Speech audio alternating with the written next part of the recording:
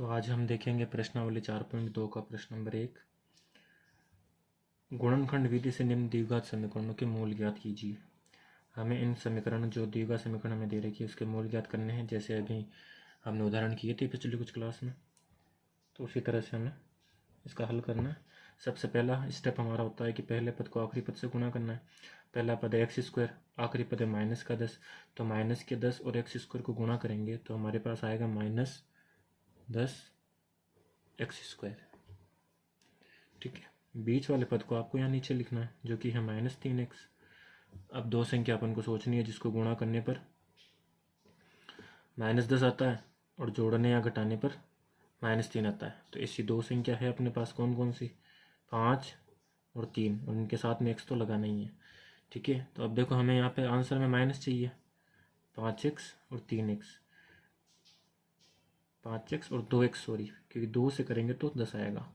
यहाँ पर भी 2 से करेंगे, 5 में से 2 घटाएंगे तो 10 आ जाएगा अपने पास। तो सीधी सी बात है, 5 में से 2 जोड़ेंगे जब तो आएगा नहीं, घटाना पड़ेगा, तो -2 के आगे लगेगा और 5 प्लस का रहेगा क्योंकि ऐसा मान चिन्ह देंगे तभी घटेंगे ये। ठीक है, तो 5 प्लस का और 2 किसका रहेगा? माइनस का। देखो सेटिस्फाई हो रहा है ये। 5 दूनी 10 प्लस माइनस माइनस x और x² 5 प्लस का 2 माइनस का तो घट गए, 3x आ गया। और बड़ी संख्या यहाँ पे प्लस की है, लेकिन हमें आंसर में प्लस चाहिए। तो यहाँ पर देखो गड़बड़ हो गई कि हमें यहाँ पर जो है आंसर में प्लस चाहिए, तो माइनस जो है बड़ी संख्या के आगे लगेगा, छोटी संख्या के आगे हमें प्लस लगाना पड़ेगा, क्योंकि रखने तो हमें ऐसा मान चिन्ह ही है, लेकिन हमें आंसर में भी माइनस चाहिए, तो बड़ी संख्या के आगे माइनस लगेगा। तो माइनस किस पे लगेगा? 5 पे लगेगा, 2 प्लस का रहेगा। अब सेटिस्फाई हो रहा है। देखो माइनस को प्लस से गुणा किया माइनस, 5 को 2 से गुणा किया 10, x को x से गुणा किया तो x²। 5 माइनस का 2 प्लस का असमान चिन्ह तो घट गए, तो 5 में से 2 गया 3 आ गया, और बड़ी संख्या के आगे माइनस है तो 3 के आगे भी माइनस। तो ऐसे आपको चिन्ह लगाना है। तो हमारे पास यहाँ पे दो फैक्टर कौन कौन से आए हैं उसको अपन यहाँ लिख लेंगे। x² minus 5x plus 2x minus 10 बराबर 0।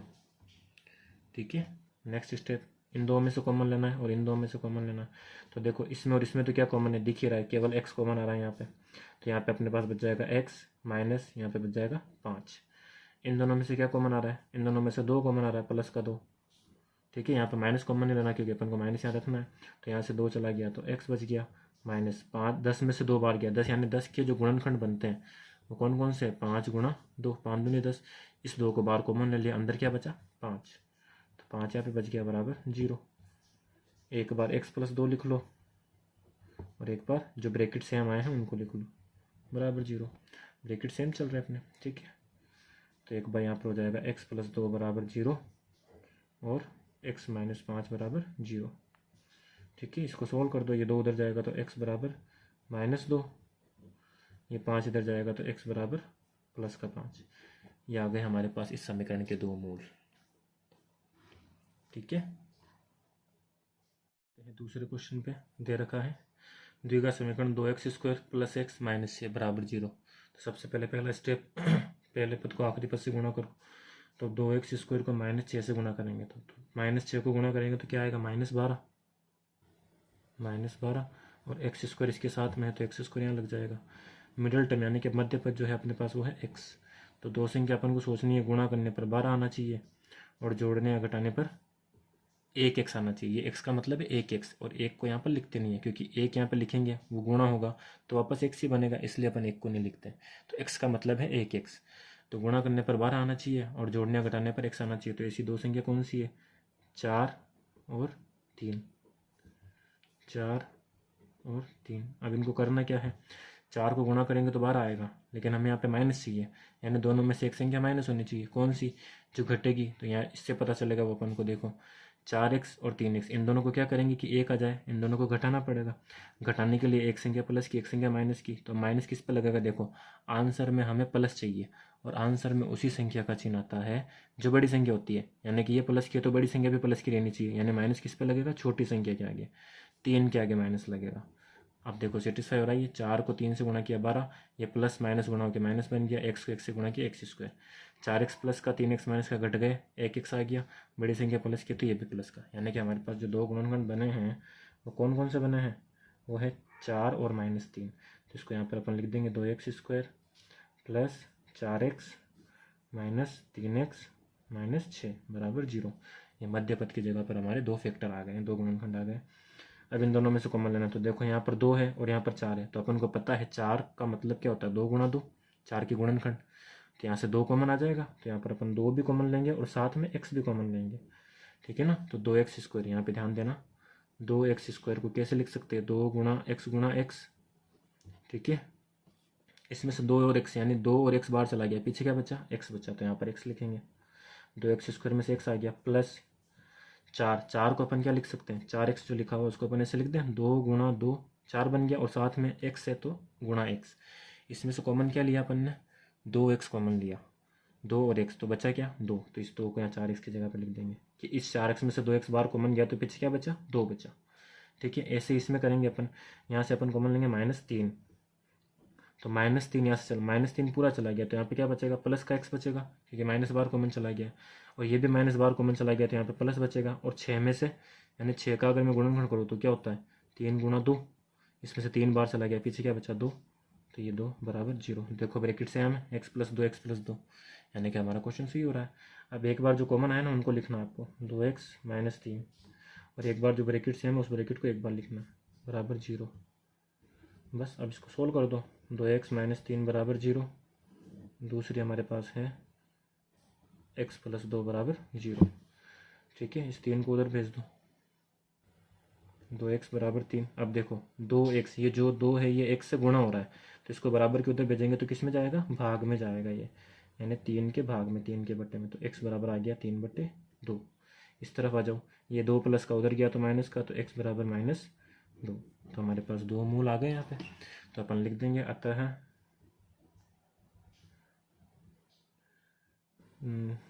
दी गई समीकरण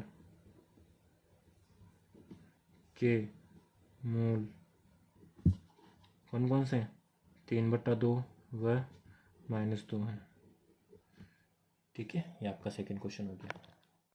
आते हैं प्रश्न संख्या 3 पे। दे रखा है कि √2x² + 7x + 5√2, इसके आपको मूल ज्ञात करने हैं। तो स्टेप प्रोसेस तो वही रहेगा, पहले पद को आखिरी पद से गुणा करना। पहला पद क्या है, देखो मैं आपको करके बताता हूँ। पहला पद है √2x², इसको मुझे गुणा करना है किससे, 5√2 से। तो देखो यहाँ पे √2 और √2 साथ में गुणा होंगे, ठीक है ना। और जब अपन √2 को √2 से गुणा करते हैं तो क्या मिलता है अपन को, 2 मिलता है, क्योंकि ये इसका वर्ग बनता है, वर्ग से स्क्वायर हट जाता है, ठीक है ना। यानी √2 को मैं क्या लिख सकता हूँ, √2 का स्क्वायर, स्क्वायर से ये अंडर कट जाता है, तो आंसर आता है 2। यानी √2 को √2 से गुणा करूंगा तो मुझे क्या मिलेगा, 2 मिलेगा, ठीक है ना। तो ये दोनों में गुणा होकर 2 बन गए, और 2 को किससे गुणा करना है, 5 से, तो 5 से गुणा करेंगे तो क्या मिलेगा अपने पास, 10x²। आगे बात समझ में, √2 को √2 से गुणा किया तो 2 आ गया, उस 2 को अपन ने 5 से गुणा किया तो 5 दूनी 10, और x² साथ में तो x², यानी कि पहले पद को आखिरी पद से गुणा करने पर हमारे पास क्या आया, 10x²। बीच वाला पद अपने पास है 7x, तो अपन को अब दो संख्या सोचनी है, गुणा करने पर 10 आना चाहिए और जोड़ने या घटाने पर 7 आना चाहिए। तो सीधी सीधी हमारे दिमाग में संख्या आ गई है, कौन कौन सी, 5 और 2, 5 दूनी 10, और 5x में 2x जोड़ेंगे तो 7x आ जाएगा। यहाँ पे दोनों संख्या हमें माइनस नहीं चाहिए ना, तो दोनों संख्या प्लस की रहेगी यहाँ पे, ठीक है, सेटिस्फाई हो रहा है ये। तो इसको अपन यहाँ लिखते हैं, और हल, तो √2x² + 5x + 2x + 5√2 बराबर 0, ठीक है। अब देखो मैंने आपको एक तरीका बताया था कि अगर हमारे पास समान पद साथ में हो तो कॉमन लेने में आसानी होती है। यहाँ पे मैंने √2 के साथ में 5 लिखेगा, हालांकि क्वेश्चन तो इस तरीके से भी हो जाएगा, लेकिन अगर हम यहाँ पे 5x 2x को पहले लिखते हैं 5x को बाद में, तो इस √2 में से 2 कॉमन आ जाता, √2 कॉमन आ जाता, 5 और 5 में से 5 कॉमन आ जाता, ठीक है ना। तो वैसे करना और आसान होता, ऐसे भी हो जाएगा क्वेश्चन, वैसे भी हो जाएगा। तो आप हमेशा ध्यान रखिए कि समान पद में, मतलब जो सेम संख्या उसको साथ में लिखे ताकि कॉमन लेने में आसानी हो। मैं आपको ये क्वेश्चन ऐसे करके बताता हूँ। देखो सबसे पहले अब हमारे पास इन दोनों में क्या कॉमन आ रहा है, तो √2 और 5 में तो क्या कुछ आता नहीं है कॉमन, यहाँ पे कॉमन आएगा केवल x, तो हमारे पास यहाँ पे बचेगा √2x + 5, ठीक है। अब इन दोनों में से क्या कॉमन लेंगे, तो इन दोनों में देखो यहाँ पे 2 है, और 2 को अगर मैं 2 टुकड़ों में लिखूँ तो वो होता है √2 × √2, क्योंकि अंडर रूट 2 गुना अंडर रूट 2 2 बनता है। तो इस 2 में से मैंने केवल अंडर रूट 2 को कॉमन लूँ तो पीछे मेरे पास अंडर रूट 2 बचेगा। तो मैं यहाँ पे कॉमन ले रहा हूँ अंडर रूट 2। यहाँ पे मेरे पास क्या बचेगा, अंडर रूट 2 और साथ में एक्स है तो एक्स प्लस इस 5 अंडर रूट 2 में से अंडर रूट 2 बार चला गया, पीछे क्या बचा 5 बराबर 0। ठीक है, बस अब एक बार आप लिख लो एक्स प्लस अंडर रूट 2 को और एक बार अंडर रूट 2x प्लस 5 बराबर 0। ठीक है, अब इनको सोल्व कर लो तो ये हो जाएगा x प्लस अंडर रूट 2 बराबर 0 और दूसरा हमारे पास आ जाएगा अंडर रूट 2x प्लस 5 बराबर 0। तो ये हो जाएगा x बराबर माइनस के अंडर रूट 2। इधर हमारे पास आ जाएगा अंडर रूट 2x बराबर -5। ये अंडर रूट 2x से गुणा हो रहा है, उधर जाएगा तो भाग में चला जाएगा -5 बटे अंडर रूट 2। और मैंने आपको बताया था कि जो अंडर रूट की संख्या है वो कभी भी बट्टे में नहीं रहनी चाहिए। तो इसको हल करने के लिए हम इसका परिमेयकरण करते हैं। तो यहाँ पर अपन करेंगे परिमेयकरण। परिमेयकरण कैसे करेंगे कि x बराबर -5 अंडर रूट 2 है, इसको आप ऊपर भी अंडर रूट 2 से गुणा कर दो, नीचे भी अंडर रूट 2 से गुणा कर दो। तो ये हमारे पास आ जाएगा -5 अंडर रूट 2, इन दोनों गुणा हुआ तो, और ये दोनों गुणा होकर क्या बन जाएंगे 2 बन जाएंगे। x बराबर हमारे पास आ जाएगा -5 अंडर रूट 2 बट्टे 2। तो ये इस समीकरण के 2 मूल हो गए हैं। ठीक है, अब मैंने आपको यहाँ पे बताया था कि समान पद को समान पद में, यानी मेरे कहने का मतलब ये था, ये क्वेश्चन तो हो गया है, मैं आपको दूसरा तरीके से बता रहा हूँ कि अगर आप अंडर रूट 2 के पास में इस 2 को लिखते और इस 5 को इसके पास में लिखते तो आपके लिए कॉमन में लेने में आसानी होती। ठीक है, तो आप मैं ऐसे भी करके दिखा देता हूँ आपको एक बार ये क्वेश्चन कि हमारे पास जो समीकरण बनी थी वो ये थी कि अंडर रूट 2x²। अब मैं इसके पास में लिखता 2x को, ठीक है, फिर मैं आगे लिखता 5x को, जो कि हमारे 2 फैक्टर आए थे, और लास्ट में हमारे पास है 5 अंडर रूट 2 बराबर 0। ऐसे देखो मैंने यहाँ पर 5x को पहले लिखा, 2x को बाद में, यहाँ पर मैंने 2x को अंडर रूट 2 के पास में लिखा और 5x को 5 अंडर रूट 2 के पास में। तो इससे कॉमन लेने में आसानी होगी। देखो अंडर रूट 2 और 2 में से क्या कॉमन आएगा, अंडर रूट 2 तो कॉमन आएगा क्योंकि इसके 2 को फैक्टर बनते हैं 2 के, मैंने आपको बताया। तो 2 को अपन अंडर रूट 2 गुणा अंडर रूट 2 लिख सकते हैं।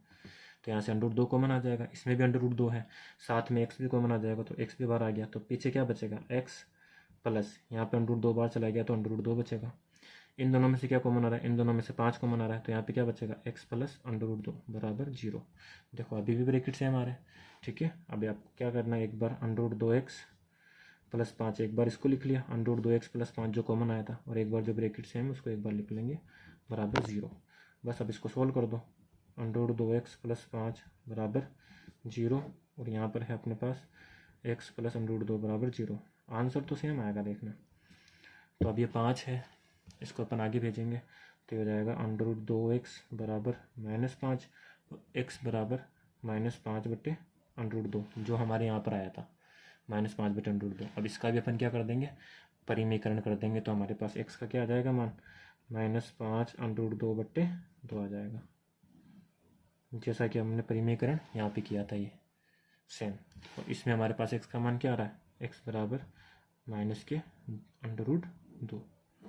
अतः इस समीकरण के जो 2 मूल हैं वो कौन कौन से हैं, -5 अंडर रूट 2 बट्टे 2 और माइनस अंडर रूट 2। ठीक है, तो ये क्वेश्चन देखो दोनों तरीके से हो गया, लेकिन आपको ये दिमाग में अपने हिसाब से लगाना है कि कौन सी संख्या को कहाँ लिखना है।